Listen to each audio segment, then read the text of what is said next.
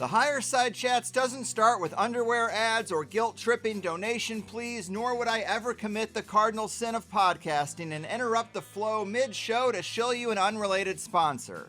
But the free first hour episodes do have to start with a little PSA before we get into it to ever so quickly remind/inform listeners, both old/new, that you're about to get into what I'm sure is a great first hour of a high-level interview, but that means you're missing half the show.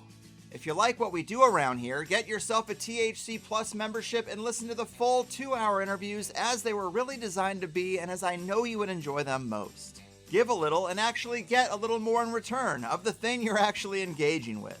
5 episodes every month, plus forum access, community comments, downloads to all the closing cover songs, a plus show RSS feed to use with any private RSS feed supported app, and the occasional joint session bonus shows, which include the messages you might leave me about your own theories, experiences, or otherworldly encounters at thehighersidechats.com/voicemail.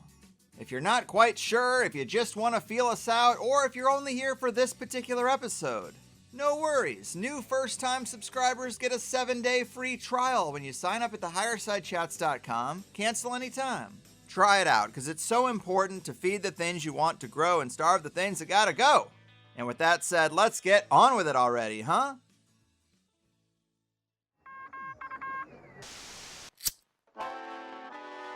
In the 1930s, President Franklin Delano Roosevelt addressed the nation through a series of radio broadcasts known as the Fireside Chats.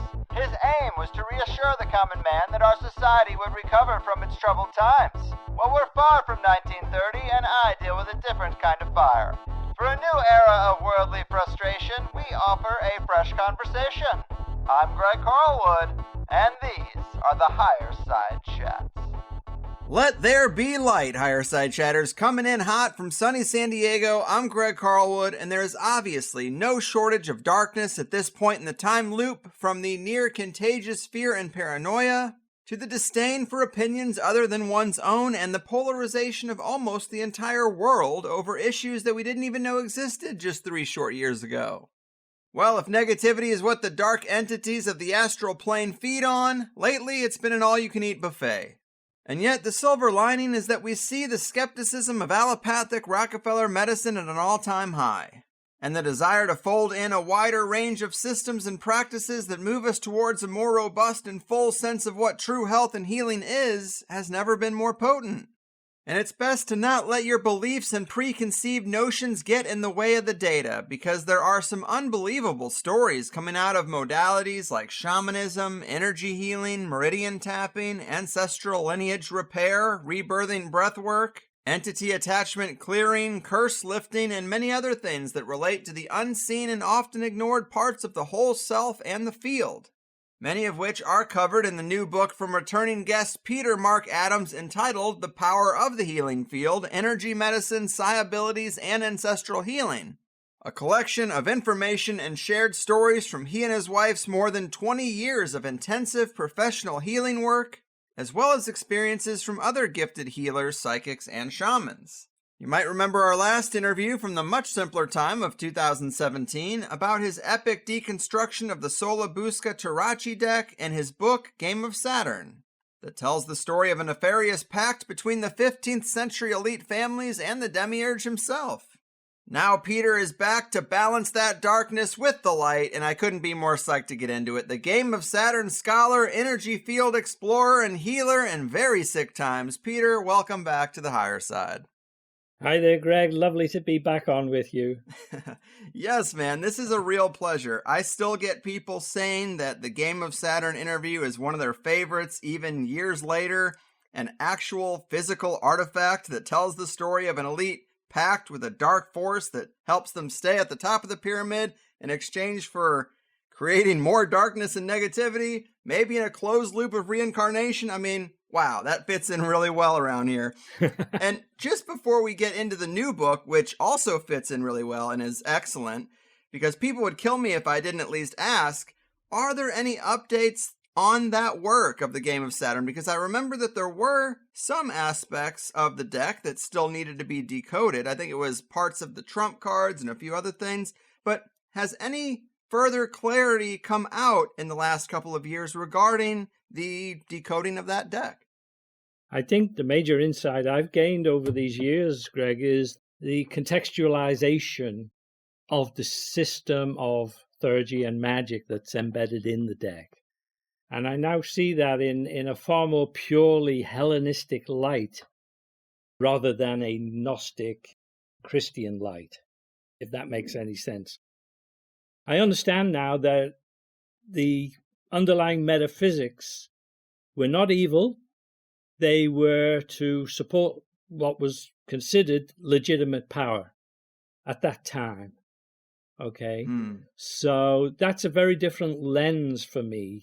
You know, we tend to get caught up in this light, darkness, good, bad, Gnostic kind of Christian outlook, and it colors everything. And it certainly makes things look a lot darker than they are in reality. I mean, goodness knows the Renaissance had enough problems to deal with, but when you recontextualize the deck into its original milieu, you really get a better feel for it, for what they were trying to achieve. And for sure, that still included multi-generational incarnation into circles of power. There's no doubt about it. But it was not necessarily evil. In a Hellenistic worldview, all the deities, all the gods are purely positive ones. Okay. But there's a distinction between the fierceness of the draconian energy that deck sought to bring through, and that's associated with deities like Aphrodite or even Dionysus for that matter. Wholly different quality of energy. So there's no doubt that this deck embodied a martial, powerful draconian current, but it was not per se evil in itself. It was pure power. Right on, right on. So that's quite an evolution in thinking about it. Yes, I would say so. And you did tell me that you've discussed some adjacent work in Theon's Publishing's The Cult of the Black Cube, and in particular David Beth's essay Cosmic Gnosis, which is a brief exposition of the metaphysics of David's Saturn cult. Can you tell people a little bit about that? Obviously, it seems very thematically connected to your Game of Saturn work. Is that where this Hellenistic angle came from?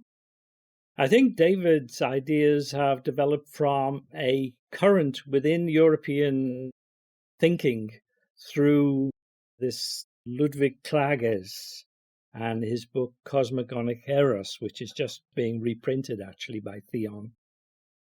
And in there, what I think, if I can kind of paraphrase it briefly, is what we're looking at is immanence and body-centered or embodiment as a primary spiritual aim. That's to say, it's not looking for an intellectual framework and transcendence in some other higher reality. So it's far more Zen-like, if that helps people to contextualize it. You know, it finds everything in the now. And in a sense, that is consistent with the fierce energy of invoking this draconian current. It's intensely now energy. It's intended to change your perception in the present moment. And it's not really banking up some imagined benefits in some other life. Okay, I don't know if that helps to bridge the... Yeah. We would need another program to deal with this adequately, I can tell you. Sure. It's dense stuff, but it is nice to get a little update, even 4 years later. We got some long arcs around here, believe it or not.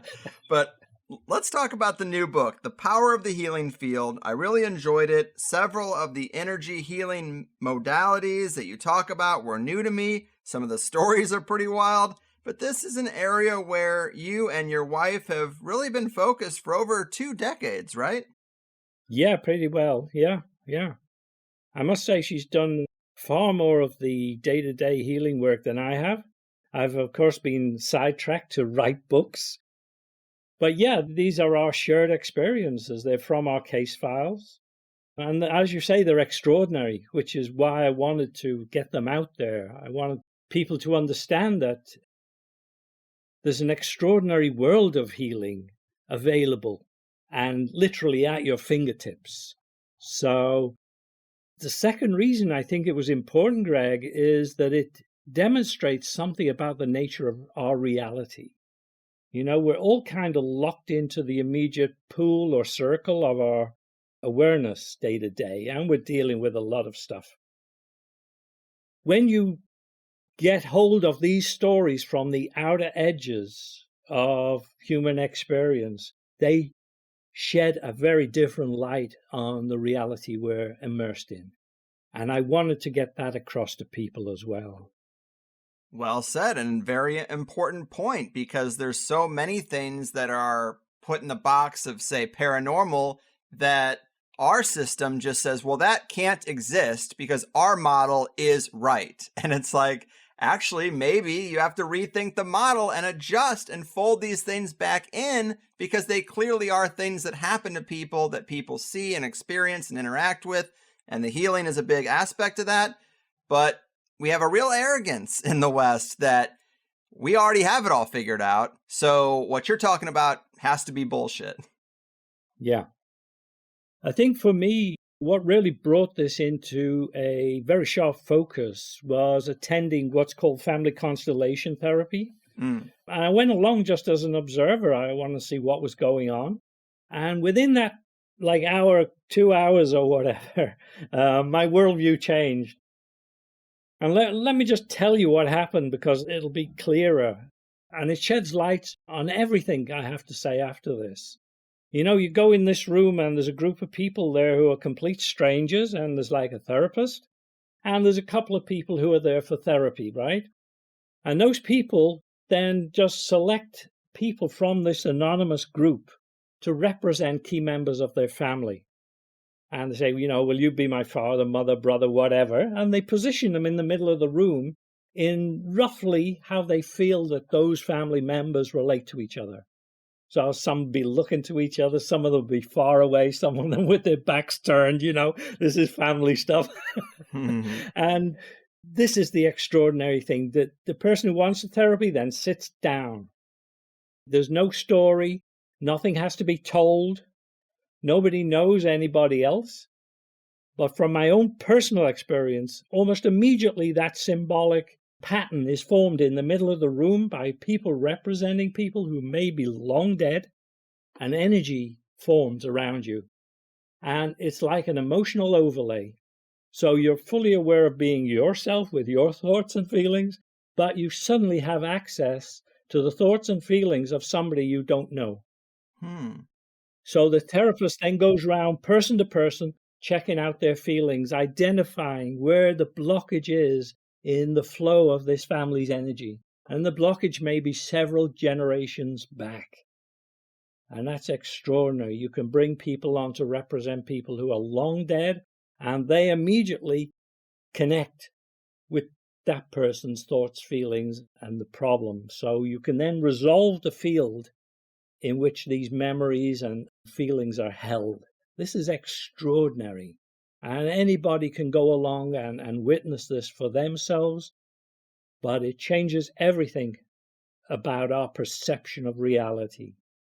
It means that the ritual space generates a field, that the field has non-local, atemporal qualities, that it can access thoughts, feelings of people, even though they're long dead.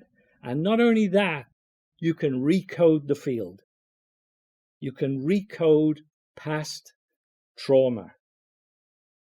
And having done so, the person who needs the therapy, who's attended for the therapy, gets the benefit when the field is corrected. Now, this is absolutely extraordinary, Greg.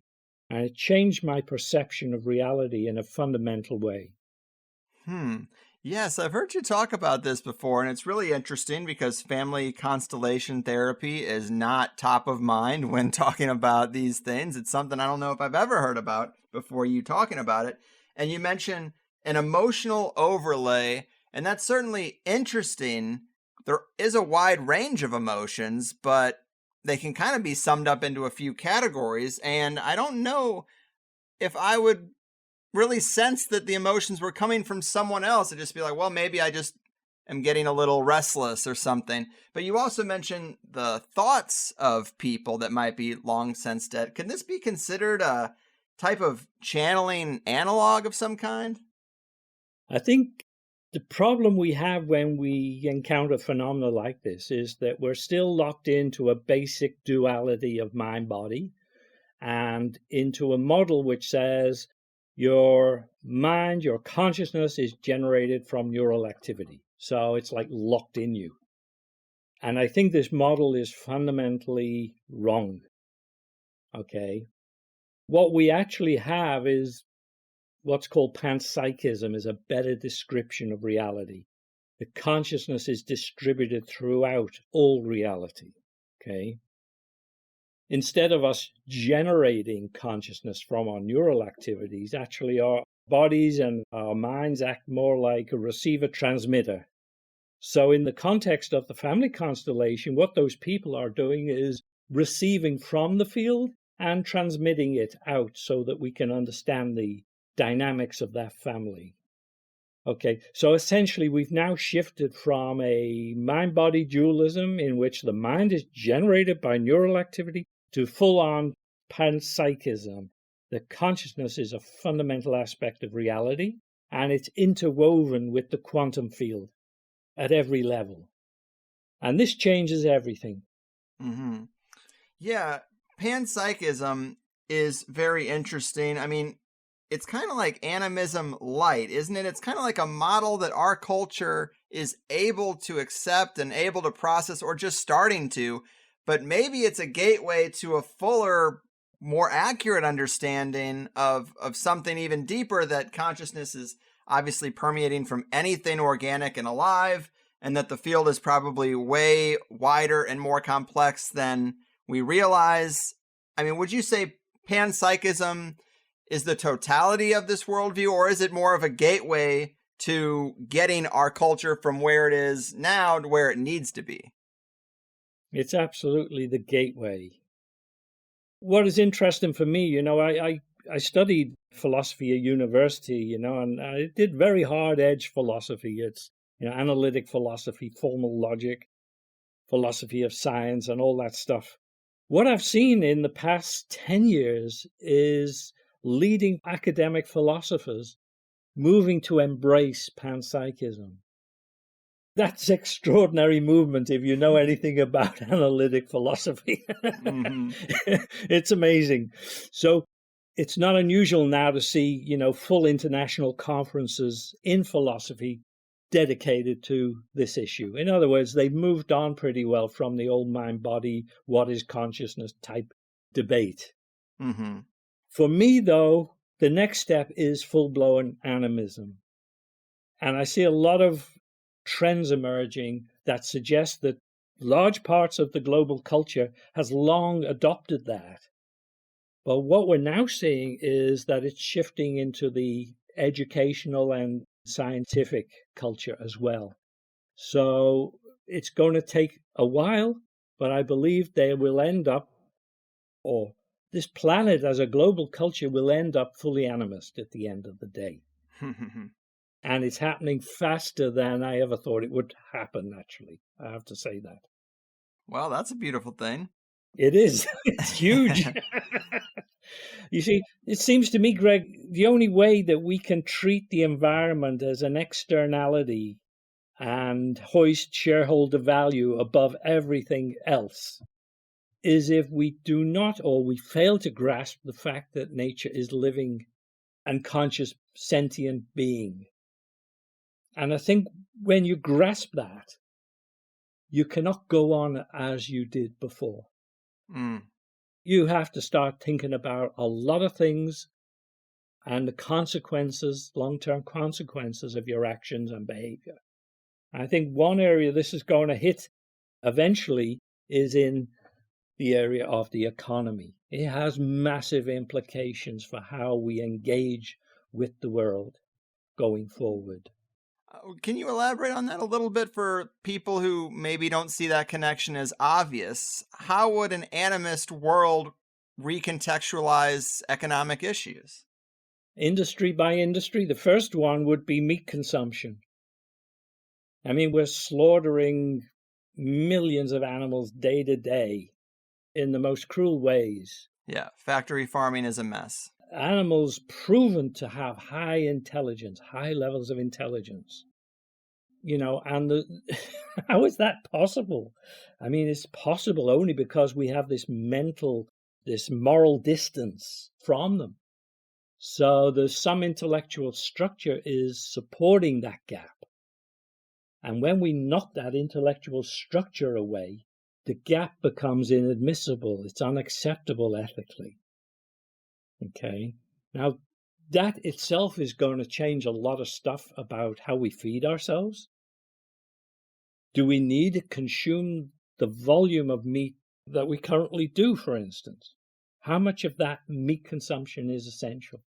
How much of that meat consumption, given the processing it goes through, contributes to obesity and low level of immune system function? So we're knocked on immediately from one industry straight into the healthcare business.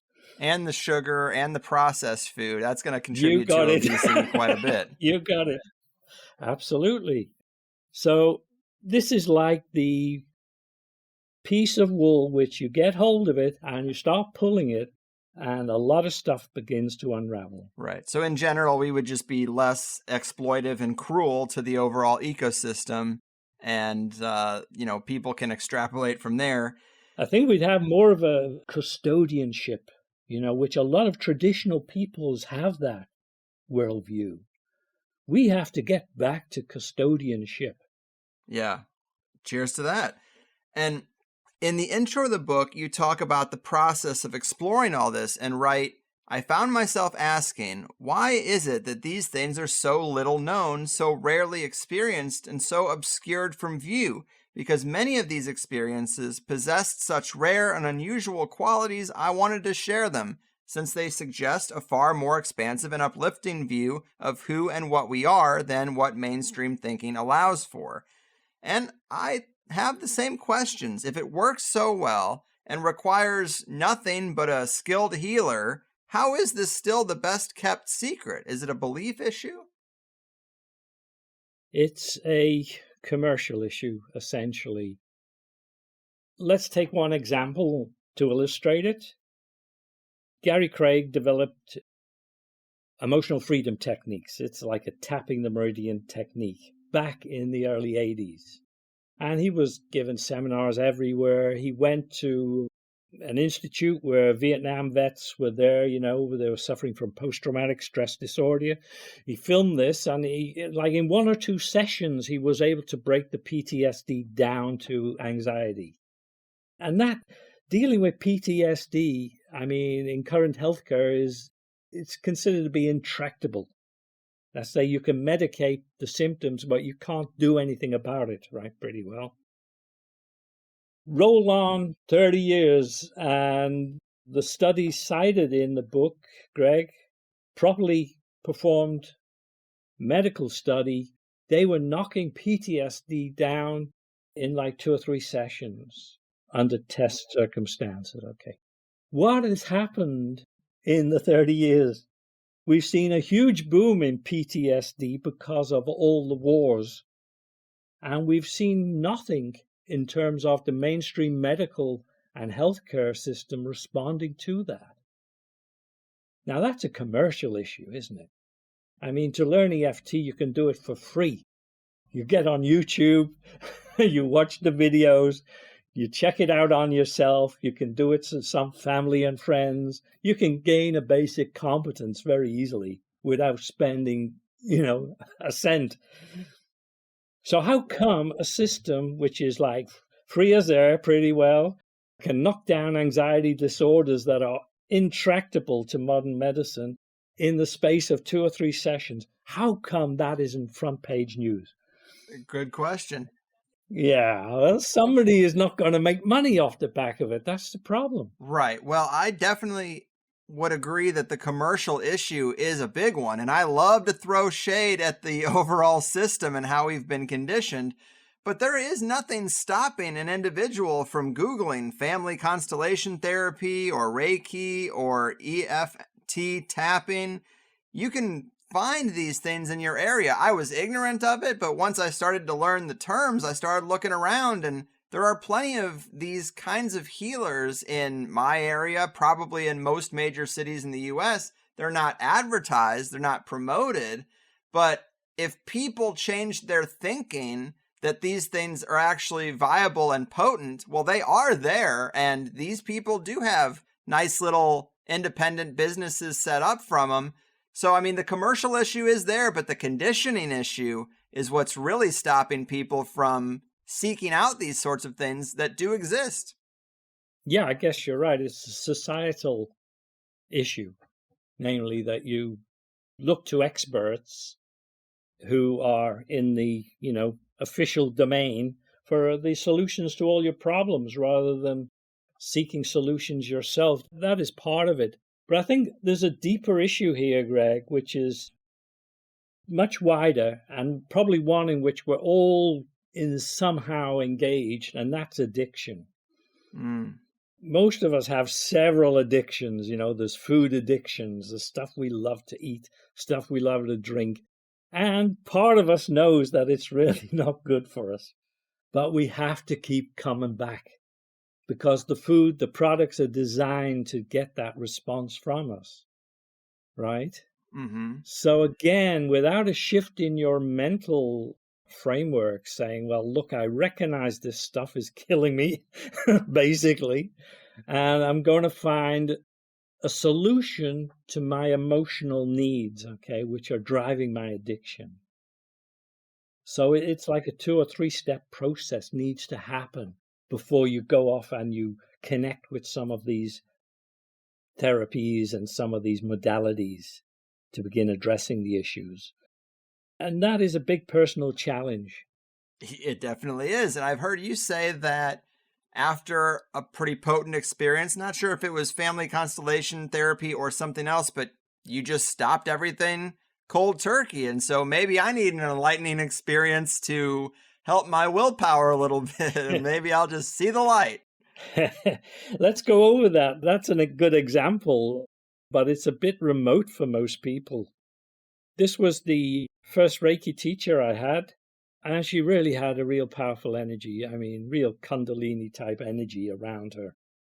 And did this meditation, and all of a sudden found myself in this room, in this meditative state, in this room with a black and white checker floor.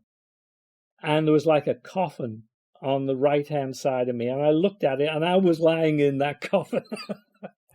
Now, sounds like you were in the Skull and Bones basement. I was going to say, this is the symbolism of a 3rd degree masonry, right? Mm-hmm. I'm not a mason. I mean, but somehow I found myself, and again, this ties into what I was talking about earlier, the field, and how everything is in the field of consciousness. So when we shift our awareness, we move into other realities. And I had shifted into this Masonic reality. And then I kind of moved out of this room and I went up into this circle of light. And it was, after that experience, I just stopped drinking and smoking. I never gave up. I want to emphasize that. I just stopped. So I can't claim any great, moral superiority.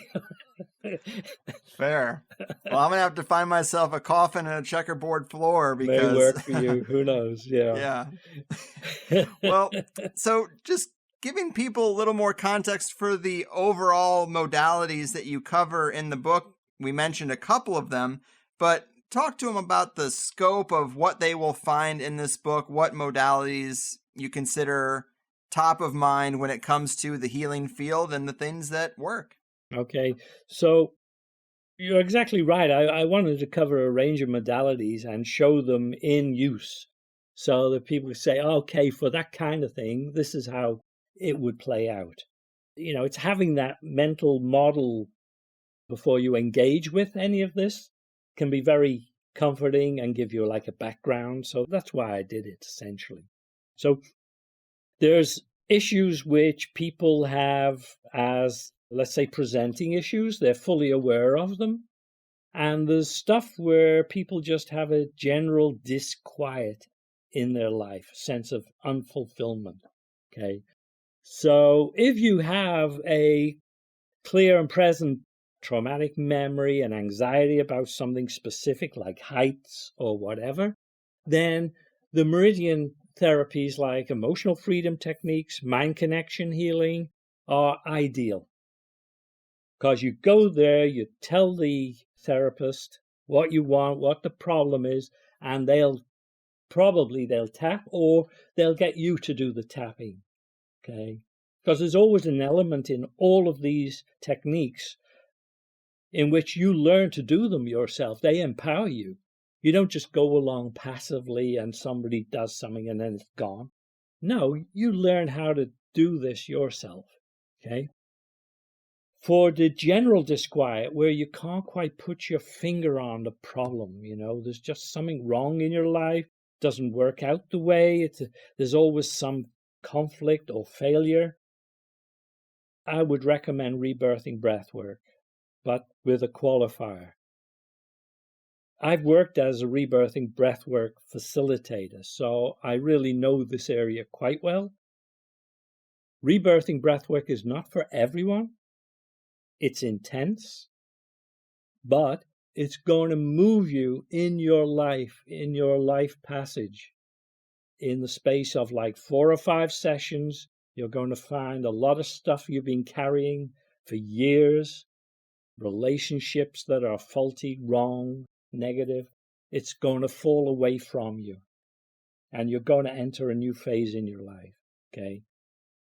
I want to underline that rebirthing breathwork is very intense energetically. It's dead easy to do.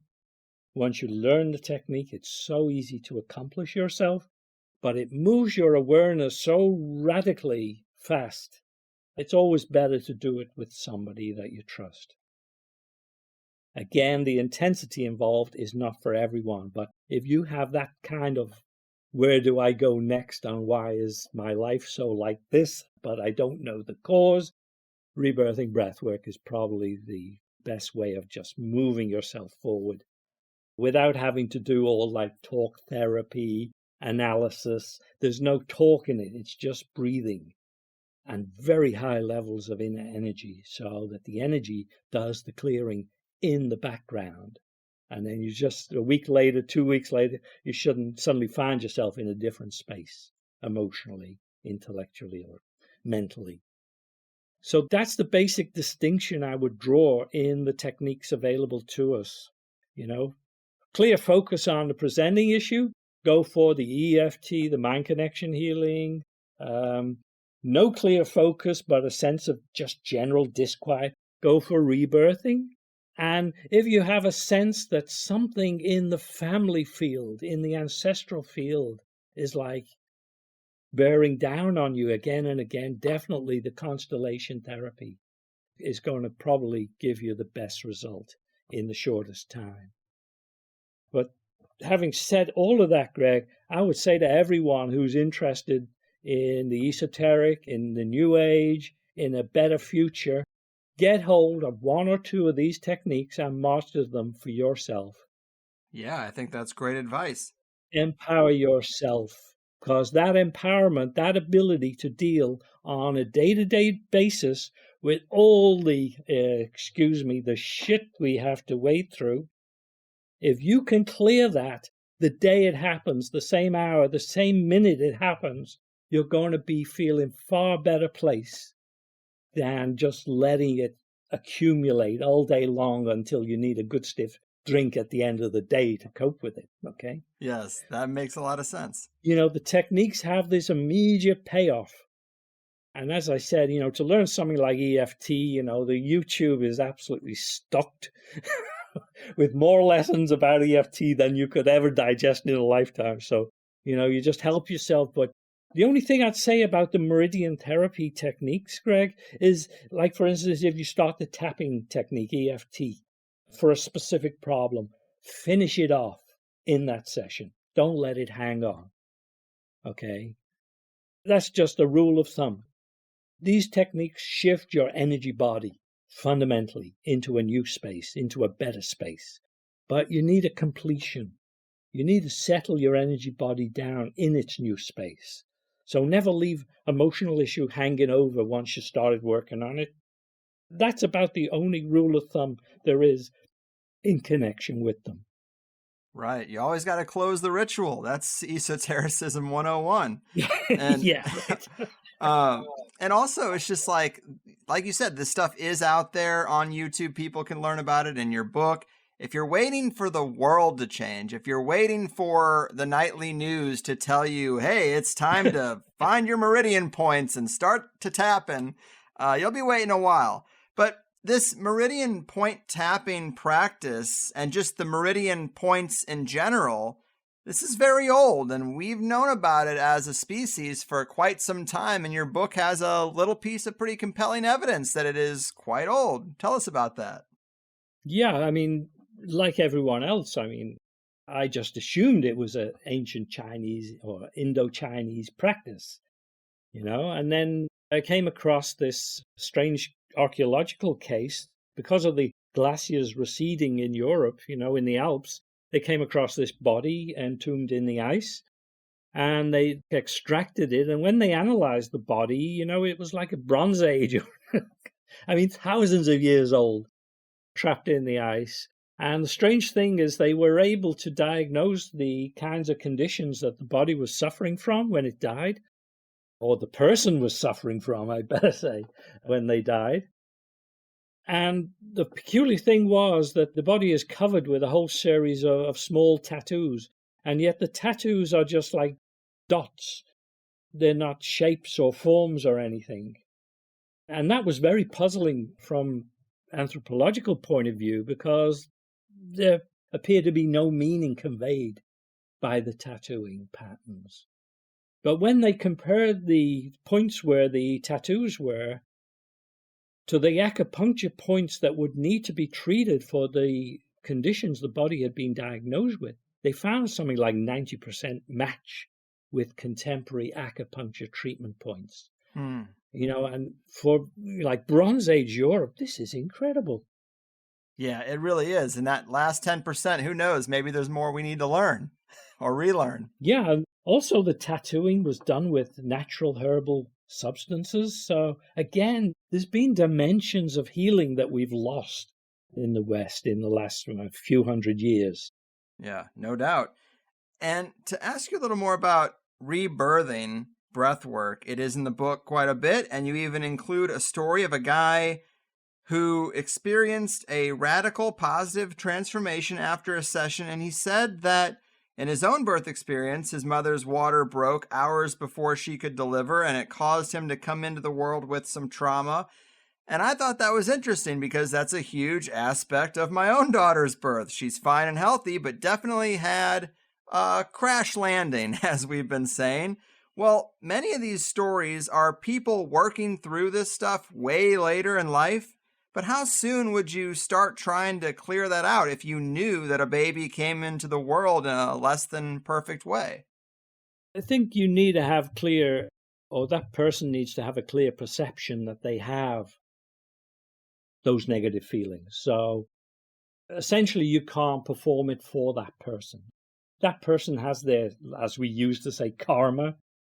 They're born in a particular circumstance, in a particular way. And at a certain age, they're going to become very aware of their emotional states, okay?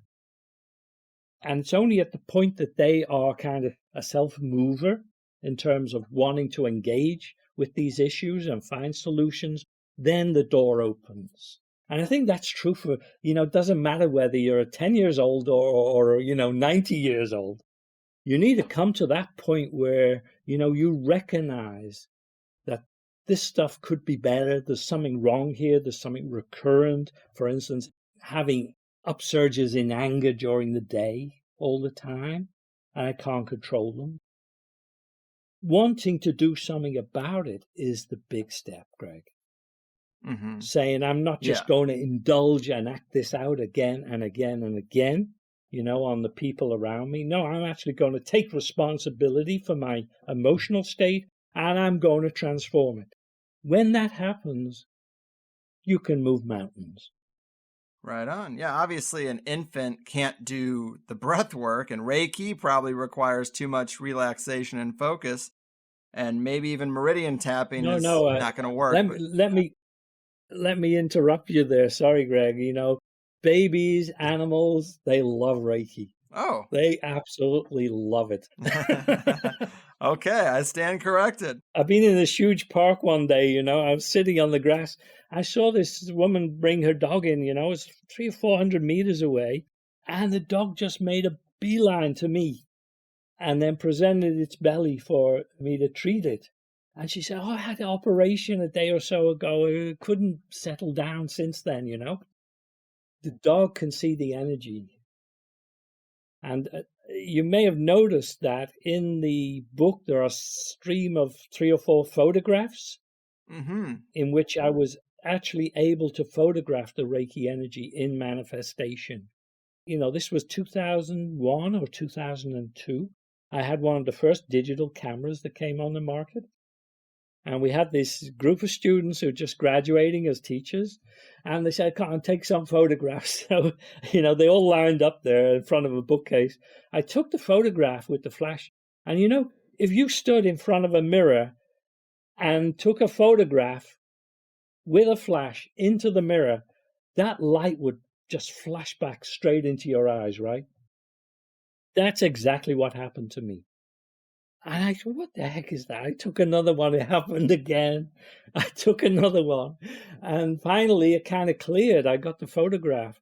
And it was only later when we got those photographs out and I started looking at them, you could see the energy emanating from my partner's hand. She was calling the Reiki energy and it manifested.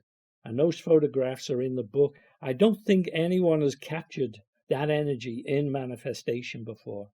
And it is a spiritually guided energy. It's not like, light energy, you switch it on or off, It's absolutely extraordinary. It's one of many experiences I've had over the years in which spiritual beings have interacted in a very positive way. Mm-hmm.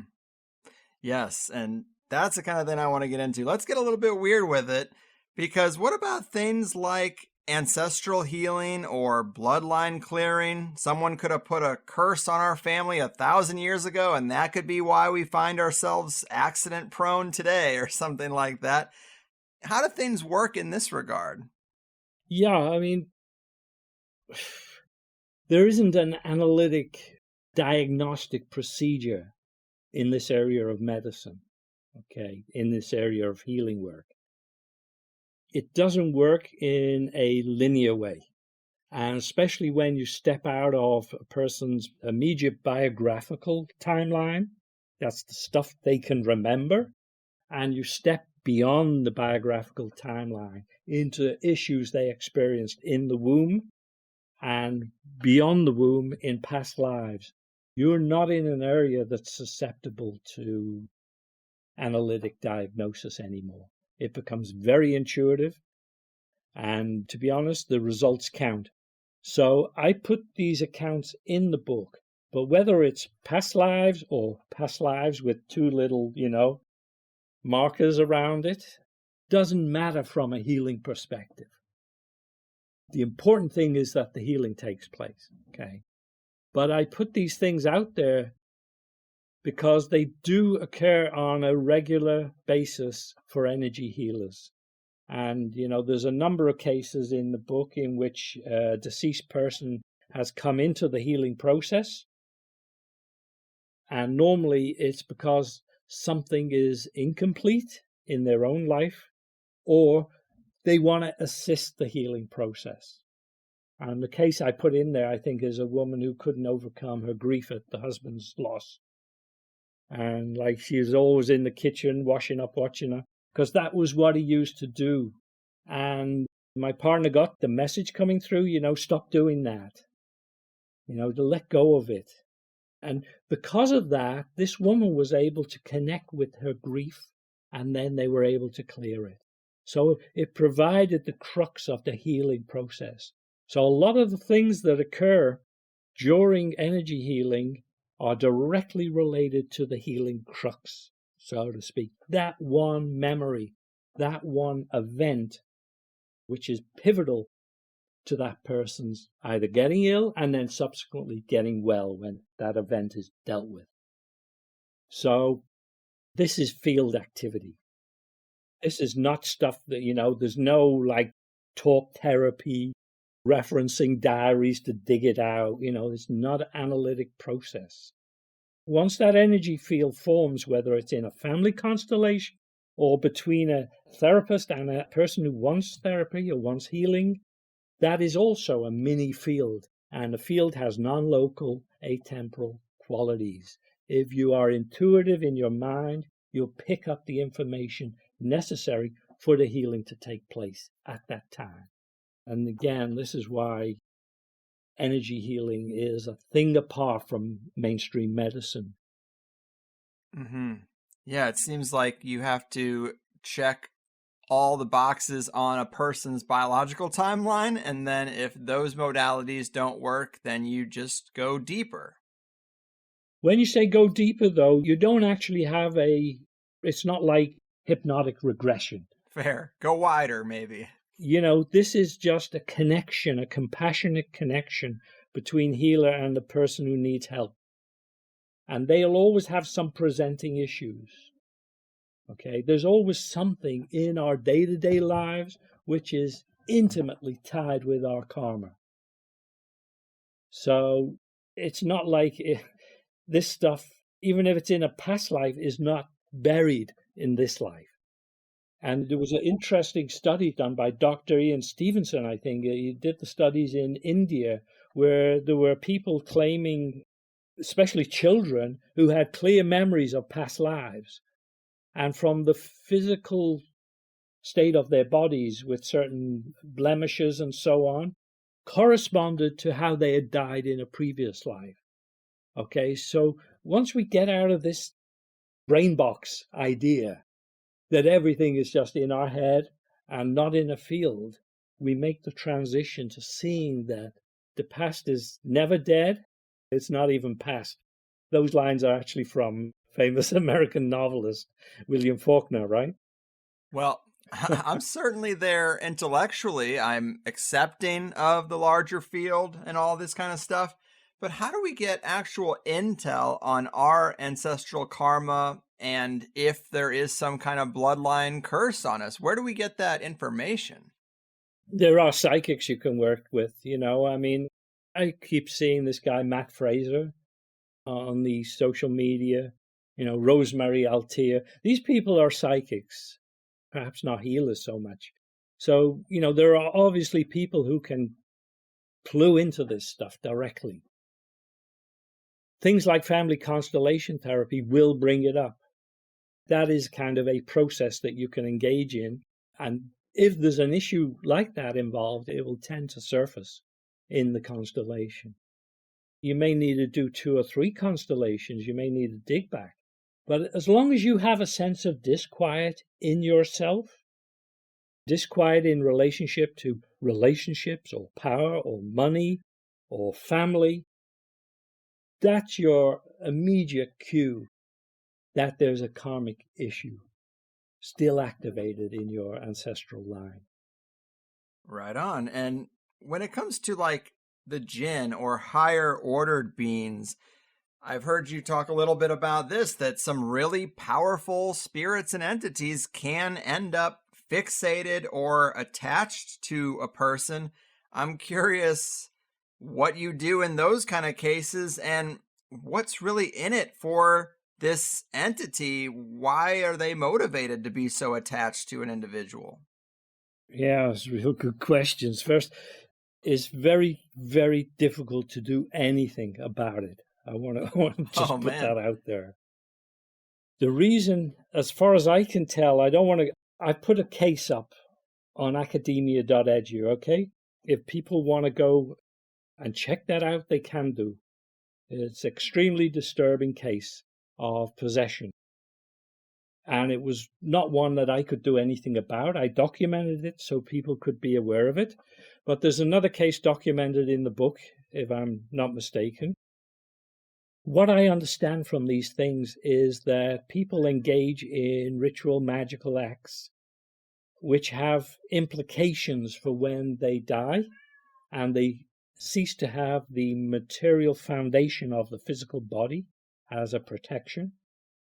So that if you have engaged yourself to a set of entities, or you have been sacrificed to a set of entities in a previous life, it sets in chain a kind of ongoing cyclic action, because many of these entities are atemporal almost. They see us in our different lives, and they do not make the connection with the persona as we would. They make the connection with the continuity of the person, which is on a far more subtle basis, okay? So once that attachment is made, the recurrence of entity attachment, possession in this life, which seems to have no explanation whatsoever, probably has a good explanation some generations back. This is one area. Let's call it the negative area for possession. Of course, there's positive possession as well as negative possession. Positive possession, of course, is theurgy, when you invoke a deity into yourself, and as a result of it, you experience enlightened awareness for a brief period of time. And this is typical of the higher yoga tantra, the Vajrayana traditions. This is something blissful. This is something evolutionary in a spiritual way. But the negative side of possession, it goes on. And you also mentioned that somebody may have had a kind of curse, a magical curse, placed on them or on their ancestral line. Again, there's a case in the book like that. It's very hazardous to deal with, because you're dealing with something which is other than human. It's not in our life stream. It's kind of cut across. And I would say that the things that cut across our life stream are either higher vibrational or they're other dimensional, okay? So there's also cases where, for instance, you have the alien abduction and the kind of genetic manipulations or extraction that goes on. And again, you're dealing with something which, okay, it happens, it's documented, but you can't do anything about it. It's like this is a ceiling where we can't interact with it to do anything to stop it. And even to deal with the post-traumatic stress disorder that results from alien abduction or dangerous case of possession is itself difficult because of the porosity of the field of consciousness. If you dwell on these entities enough, you are in danger of connecting with them. Seems like your cat senses some kind of energy shift in the field out there. Yeah. Do you want me to chase her off? Oh, it's no big deal. I couldn't tell if it was your cat or mine for a minute. I had to take my headphones off, and my cats hate a closed door, so recording time is always an issue. But really interesting stuff, though, that there's this alien abduction connection. I guess so many paranormal experiences could probably be folded back into this context. It makes me wonder if a person does have an experience where they see some kind of cryptid or, a Bigfoot, or they just see one of these things that are apparently out there, the dogmen people talk about. I wonder if that is some kind of clue to something in their bloodline or in their karma, or that there is some kind of entity attached to them. If you get a sighting of something, I wonder if it relates back to a person's larger energetic self. That's possible. I was just thinking of Skinwalker Ranch when you were listing off those categories. That makes sense. Yes. And in that case, it's like the land itself, isn't it? It's like, there's some places where the interface between these dimensions is a lot thinner than, comfortable for most of us. So, I think there's a geopsychic dimension to this. There's certain houses, there's certain plots of land, places where this kind of phenomena is like, outrageously out of control. And then again, there are definitely the possibility of imprints on one's own, past lives that attracts this stuff back, around you. I think as well, for some people, they have psychism. I mean, they have a sight, but they don't recognize it. They don't work with it. And possibly they find it a bit disturbing. So certainly in my case, I tend to see stuff. And I wouldn't say it's negative, but the kind of stuff I've seen has been very positive generally. I have to say that, yeah. The only other thing I was going to bring up is that you mentioned a new project coming out soon called The Tower of Kronos, Spiritual Descent in an Age of Tyranny, which also sounds pretty provocative. Can you give people a little preview of that?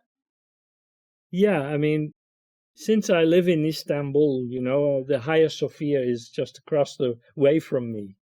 And I was interested in the other great mystery rites of the ancient world, the rites of Eleusis. And I guess for the esoteric tradition in the West, like the rites of Eleusis are like fundamental, foundational rituals to which all our traditions kind of look back in some way. Of course, the sanctuary of Eleusis, where these rites were conducted, was wiped out. It was destroyed in the 4th century. But the family, the initiatory family and its lineage went on. And this book traces how that initiatory lineage continued from the 4th century into the 6th century and ended up inspiring the architecture of the Hagia Sophia here in Istanbul. Nice. So that's the book. It's sacred architecture based on the ancient mystery rites. I love it. You know a lot about a lot, it seems. Thank you. Your hand in many pies. But, man, you really do great work. Obviously, the new book, The Power of the Healing Field, is out pretty much everywhere. I certainly learned a lot. PeterMarkAdams.com is your website. Very much updated since the last time we talked. Great job there. Anything else to leave the people with? If they want to check out Mind Connection Healing, mindconnectionhealing.com is up. And go get yourself one or two of these techniques. Learn them, master them, apply them, and change the reality around you within your family and your connection, your circle. That's what I want to say. Go do it. Cheers to that. It is time for action. We've heard enough. Now it's time to put it in practice, because we'll be waiting forever if we just sit around and talk about things and don't engage. So you are the man. I very much appreciate your work and your insights. Hopefully people listening have been inspired to imprint some positivity on the field, because we certainly need it. Thanks again, and take care out there. Thank you very much, Greg, for having me on. Yes, people, the return of Peter Mark Adams. He is a lot of fun. I think Game of Saturn is the work of his that resonates most with me, and by extension I would think you guys, a little more than The Power of the Healing Field, but just barely. And it's nice that we got to talk about it a little bit at the beginning. And to be honest with you, we're about to enter into a string of THC episodes where I really like the guest, I really like their previous work, we've had good interviews in the past, but their latest work might not be the most interesting thing in the world to me, but they asked and I wanted to oblige, so we make it work. And like I said, not as true today as it will be for some of the shows coming down the pike, but just remember that I said that. I do find energy healing pretty compelling, though. In fact, I was inspired by this one to find a healer in San Diego that focuses on Eastern practices for allergies. I have a consultation in just a couple of hours from now. They use tapping and muscle feedback to determine your allergies. Then they have you hold what you're allergic to while doing acupuncture, and after about 20 sessions or so, they say you should no longer be bothered by whatever you're allergic to. So I don't know how it will work for me. It's not like it's a cat issue or a dog issue. I just have chronically bad sinuses. I don't know if it's one specific thing, But I figured I should take my own advice, because when Peter said, well, these things aren't more popular because of the economics, I kind of pushed back and said, well, nobody is stopping these energy healers. It's more of an awareness problem and a confidence problem. People aren't confident that these things would help them, so they don't seek them out. And as I heard myself say that, I thought, hey, I should probably back that up and actually seek out some alternative treatment. Not exactly energy healing, but definitely unconventional for a lot of people, I would think. But I appreciate that Peter says just go and do it. I mean, the proof is there for those who engage, and for people who've never had any experiences with these things and just ridicule them or dismiss them. You don't know what you're talking about. But I hope you had a good time with this overall. I know I did. I have to kind of breeze through this wrap up because I'm getting up at 5 a.m. to drive to Pine Top, Arizona for the weekend, pick up a few friends, and spend a few days with the Grimerica guys at their Magic on the Mountain event. I hope at least a couple of THC fans are there. I figure we have a decent overlap with Grimerica, but it's going to be fun to meet those guys in the flesh either way. But that said, if you're not a Plus member, you should be. And some of the things we talked about in today's second hour would be the lives of astral beings, ethics in the healing field, getting in touch with your spirit guides, Reiki, 3 things to do to fundamentally change your life, mystery traditions and the basis for civilization, humanity's cosmic quarantine, aliens, the eyes wide shut ritual, and a little bit about his last project and his next project. Give a little, get a little back. That's how we do it around here. If you are a Plus member, I appreciate it deeply, and I hope you liked the full show. I do want to highlight a couple new additions to the events on the Higher Side Meetups calendar. I mentioned this one already, but it is this weekend, February 11th, Louisville, Kentucky, the 1020 Craft Brewery location. Should be a good time. And it is still the only one on the calendar for February, but we did get a couple added for March 2nd. We have the Higher Side New Moon Recalibration in Pacifica, California. That's going to be at Humble Sea Brewing Company. And also on March 2nd, we're going back to Seattle. The Seattle Inquisition at Chuck's. Bound to be good times meeting other Higher Side Chats fans. If you aren't in those areas, go over to highersidemeetups.com and make your own event. If you feel like hanging out with more people that are on your page, united by this out there stoner conspiracy podcast, and all the great guests that are willing to sit down with me. But check out Peter's book. If you're into this sort of thing, let him know you appreciated hearing him today, and maybe I'll see a couple of you guys in Pine Top this weekend. Hard to get away with a new baby, but probably a lot harder to get out of Canada without the shots, I would think. So if they can do that and come 35 hours, I guess I can come 5. I could use a mini break anyway, so I will see you on the other side, fully recharged and ready to roll. Take care of you and yours. I'm getting out of here. I've done my part. Your move, energy field suppressors, healing info hiders, and money-hungry agents of the big medical machine. Your fucking move. This is important, hear what I said. I'm trying to tell you, it's not paranoia, not in my head. It's just the hard truth. Knocked on your door while I still can, to ask you a question, 'cause I know your head is still in the sand. Don't be sheep to your slaughter for the rest of your life. Oppressed, but you're getting woke. You say you don't want to be stressed until the day you die. Tough luck, my friend. Did you get the memo? Can't you see that we're so screwed? Don't you know we're our kung food? Can't you just admit we're screwed? I'm gonna tell you this anyway. It's a scary dark world, scarier every day. Scary dark world, no matter what you say. Scary dark world, don't think we'll be okay. Can't you see that we're so screwed?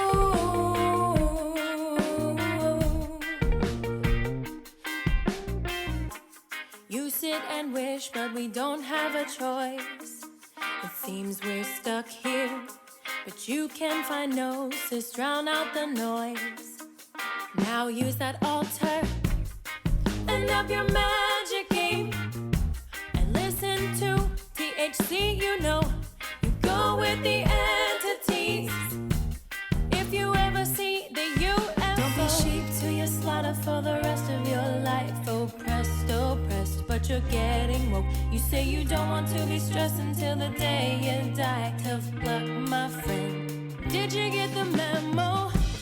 Can't you say that we're so screwed? Don't you know we're our kung food? Can't you just admit we're screwed? I'm gonna tell you this anyway. It's a scary dark world, scarier every day. Scary dark world, no matter what you say. Scary dark world, don't think we'll be okay.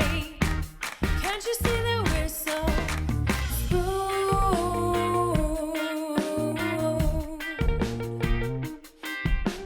Screwed, yeah.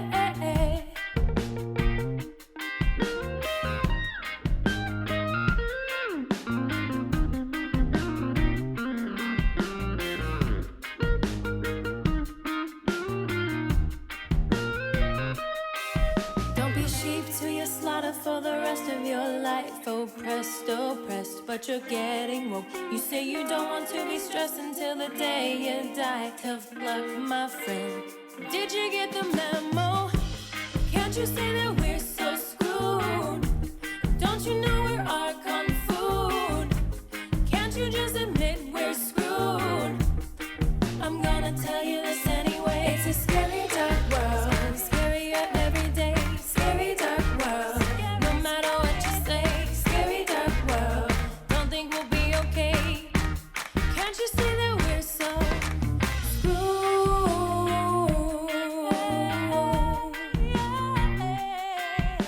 Screwed, yeah. Can't you see that we're so screwed? And that is another show complete. Remember, as much as you enjoyed this, which is just the free first hour, I hope you'll become a Plus member to hear the full 2-hour interviews. You also can engage with other Plus members in the comments and the forums, and you'll find your answer to one of the most common questions I get, which is where can I find those cover songs that you use at the end of the show? Well, they are free downloads for Plus members too. And without Plus members, I can't hire the occasional musician to bring these odd cover song ideas to fruition. Plus members are how I'm able to do what I do without ads and without the big machine being on my back. We can fit so much more into a 2-hour interview, and I do my best to make it worth your time and money. The conversation only gets deeper, weirder, and more controversial in that private hour. How could it not, the way things are going? But the best way to sign up is at thehighersidechats.com, where new first-time subscribers always get a free 7-day trial because I'm just that confident. There's no PayPal on the website, but if you need to use PayPal, then sign up through Patreon and you get all the same episodes. Our website is a credit or debit system, but you can also scope out the other options like a few various cryptos, cash or check mailed to the P.O. Box, and I'll even barter with most people if you have your own business and produce something nice that my wife or kid or taste buds might like. But the architects of consensus reality have made it clear that these themes and topics aren't really welcome on the main stage. And so this is how we secure a little counterculture corner for ourselves, and I hope you'll join Plus because that is the only way it works. Besides, you can cancel anytime right on your profile page. The most common concern I hear is people just being unsure if THC Plus will work with their podcast app, and the answer is probably yes. But if not, we have several high-level app recommendations for whatever phone you use, and the website is made for mobile too. We're trained to tip a waitress for bringing us a sandwich, but that tip doesn't give you access to a second sandwich. Really, I'm not asking for any more than that, and I think I offer a better service. Come get your second serving of tasty conspiracy goodness in exchange for that small token of your appreciation. Beyond that, let it also be known that we have grown and survived as long as we have by word of mouth. I don't care so much about social media likes or follows, but tell the right people about THC. And not just listeners, but the high-level figures who are better suited to sit down with me than most other hosts. And if you can help me with any of these things, I can work to bring you better shows, which is just a win-win for both of us. Informative, entertaining, and action-packed. It also never hurts to thank a guest you liked if you have the time either. We want them to know people are listening so they're willing to come back down the road too. Thank you for spending some time with me, and cheers to a better tomorrow.